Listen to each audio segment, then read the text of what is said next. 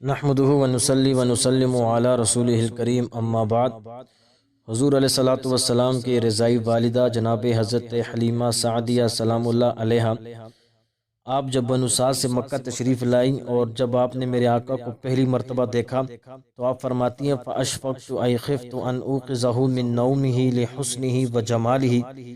حضرت حلیمہ سعدیہ فرماتی ہیں کہ جیسی میں نے اس بچے کو دیکھا، میں اس بچے کے حسن و جمال کو دیکھ کر گھبرا گئی۔ ان اوقظہ من نومہ، کہ کہیں یہ بچہ اپنی نیند سے بیدار نہ ہو جائے۔ فوضعت یدی علی صدرہ، میں نے اس بچے کے سینے پہ ہاتھ رکھا۔ فتبسم ضاحکا ففتح عینیہ، اس بچے نے مسکراتے ہوئے اپنی آنکھوں کو کھولا۔ ینظر الی، اور میری طرف دیکھا۔ فخرج من عینیہ نور، اس بچے کی آنکھوں سے ایسا نور نکلا حتی دخل خلال السماء، یہاں تک کہ آسمانوں تک پھیل گیا۔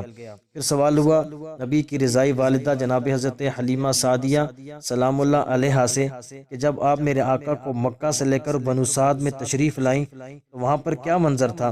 تو حضرت حلیمہ سعدیہ آپ فرماتی ہیں وَلَمَّا دَخَلْتُ بِهِ إِلَى مَنْزِلِي، جب میں اس بچے کو لے کر اپنے گھر میں داخل ہوئی، لَمْ يَبْقَ مَنْزِلٌ مِّن مَنَازِلِ بَنِي سَعْدٍ، کہا بنو سعد کے گھرانوں میں سے کوئی گھر ایسا نہیں تھا إِلَّا شَمَّمْنَا مِنْهُ رِيحَ الْمِسْكِ، کہ جہاں اس بچے کے جسم اطہر کی خوشبو نہ پھیلی ہو۔